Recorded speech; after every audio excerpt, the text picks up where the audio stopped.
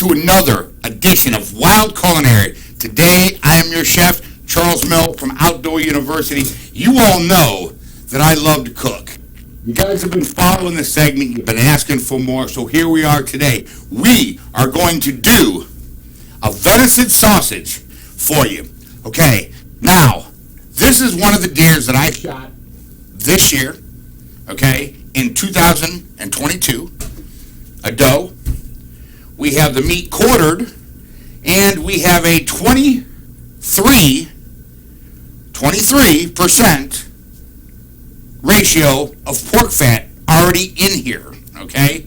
So, I'm going to go over the ingredients real quick. We're going to use our little nifty hand grinder. You can get these grinders, man, dirt cheap. I got this one off Amazon for actually $49. It's really good, guys. I'm telling you right now. Check them out if you haven't had a chance. So, let's go over and see what we're doing today, and we'll be right back.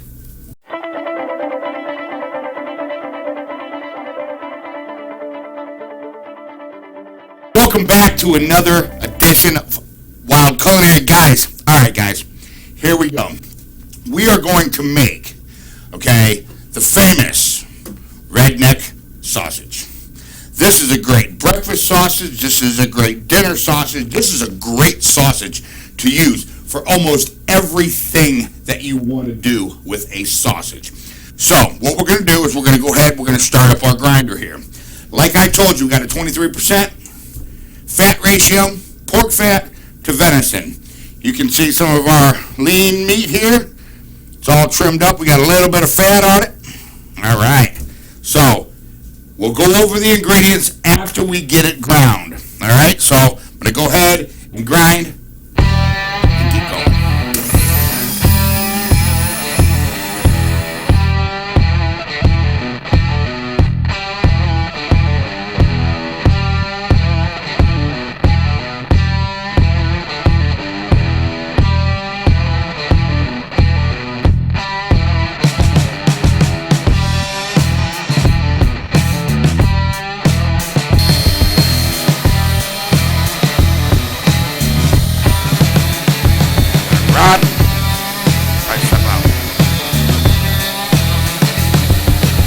With this particular grinder, if you let it run for a little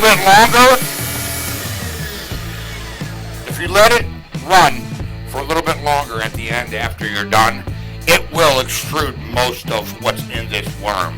Alright, so now we got our sausage ground. We're going to get cleaned up, and then we're going to start doing some mixing. We'll get back with you. Welcome back, guys. Okay, so here's what we got. We got 10 pounds total, okay, at a 23% ratio of pork fat, all right, with venison. So, here's what we're going to do. Okay, in here I have mixed up, I have freshly crushed that I crushed, peppercorn and fennel, okay, fennel seed, cayenne pepper, minced garlic that we will add, thyme, and onions. Those are what you will be needing, okay. Now, what I have here, this is what I have also in here. I have a quarter cup of brown sugar, and I have an eighth of a cup of salt. Now, you might be going, why do you need so much salt? And there's a reason for that. If you know anything about sauces, just trust me. If you're not a salt guy, go ahead, lower your salt ratio a little bit to a 1/16 of a cup. All right, so in here, I have thyme, ground cayenne pepper, ground black peppercorns that I freshly ground, and fennel seed. So what we're going to do is we're going to go ahead, we're going to add this into our mix. We're going to sprinkle it over the top of it, half of it. I'm going to go ahead, mix it in, take the other half.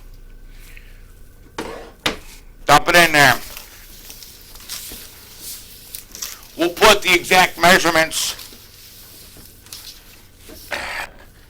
I'll put the exact measurements in the description below.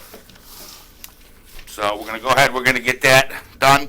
We're going to go ahead, we're going to add our finely chopped onion. That is one medium-sized onion. Mix it all around. And now, you guys are probably wondering and asking, what makes this redneck sausage? Well, let's go ahead and get this garlic in here real quick.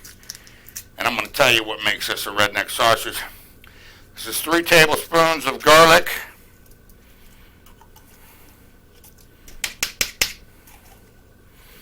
I like garlic, so sometimes I use a little more garlic. I get a little weird with the garlic sometimes, guys. Forgive me. Now you're probably asking, what makes this redneck sausage? Woo! In here. Woo! I'll get you. I have about half a pint. Alright? Moonshine. Now you're asking why moonshine? And the reason why you add the moonshine is because it helps the emulsification process and it adds that corn texture. Now the moonshine's optional, guys. You don't have to add the shine, okay? But I happen to like it in my sausage. You got to work it in real good. Okay? You'll see the emulsification start happening, okay, when the sausage gets real sticky. See how the sausage is not sticky? Okay, when that happens, add a little more water, guys, all right? Because you got to remember one thing. This does not have, the moonshine doesn't have water, so you have to substitute the liquid, okay? So, go ahead. For 10 pounds, I put about a pint. This little pint jar. Now you'll see that it's starting to get a little more sticky. And that is what you're looking for, the emulsification. Alright guys, we're going to go ahead, we're going to get this mixed up. We're going to get back at you. Whew, that's cold. Whew, Jerry, stop mixing it. Alright. We're recording.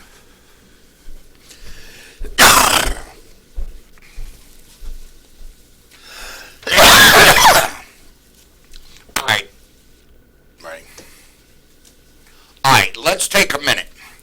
We've ground everything. We've mixed all of our seasoning in. Our sausage is done. We made 10 pounds. This is half of the batch. Here's 5 here. I want to take a minute and talk about the variances that you can use on this recipe. Now, if you don't like a lot of fennel or you like more fennel, that will give you the more Italian taste. Feel free. If you don't like a lot of pepper, don't use a lot of pepper. Salt is a major thing in this recipe, okay? Be real careful with your salt measurements. We're going to go ahead and put up all the measurements that we use for this exact recipe in the description below. But you see the ingredients that we used. You're probably asking yourself, well, how did you grind the pepper and how did you grind the fennel? All I did was I just took a regular old double shot glass that I drink shine out of. I poured the fennel in there. Y'all know one of these are. Screwdriver. And I ground it up. Real fine. Or coarse. I like mine in a medium. Some coarse, some fine. I did the same thing with the pepper. Mix everything together. Now there's those of you there that are going to say, well, why didn't you put the dry ingredients in with your water and mix it in? I don't do that, and here's why I don't do that, okay? I don't do that because I like to actually put my hands on the meat and mix it in that way. That way I can feel if there's any suet that I missed or anything else like that, you know what I'm saying? I actually like to put my hands in. You know, a lot of guys will just pour it in, dump it in, run it through their meat mixer. I actually like to put my hands in it. So, with that being said, let's take a look and see how they fry up. All right, guys, as you can see, I got one already flipped. We're going to go ahead and we're going to flip it.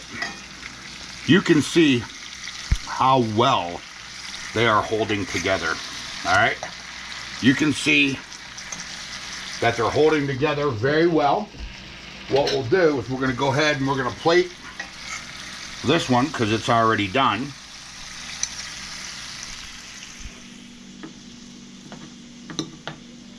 Cuts very good.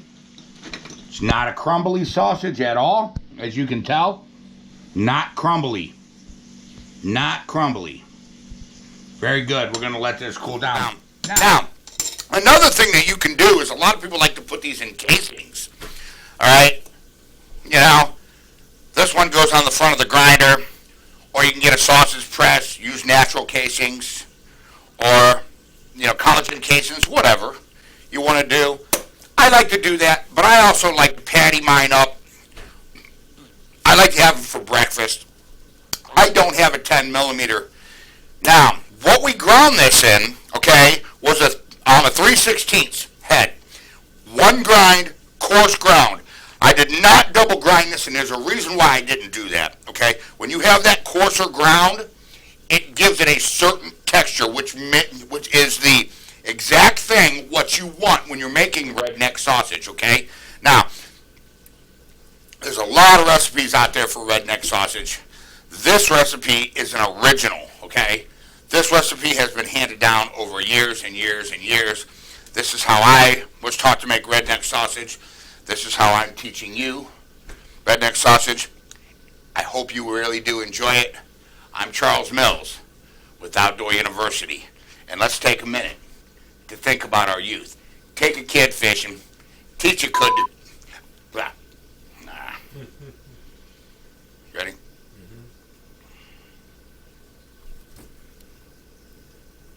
What was I going to say? Let's take a minute and think about our youth. I'm Charles Mills with Outdoor University. Take a kid fishing. Get a kid outdoors. Teach him to cook. Get him outside. Put down that Xbox. Pick up that tackle box. All right? Think of that small carbon footprint. I'm Charles Mills with Outdoor University here on Wild Culinary, and we will see you in the great outdoors. Zoom in.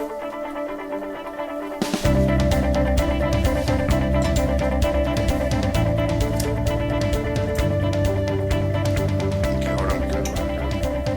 Bite of this too. Let's go ahead and get a bite of it.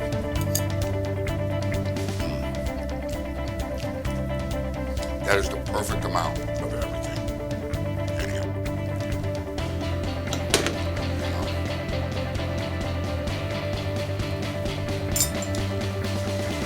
All right. We're done. Finish.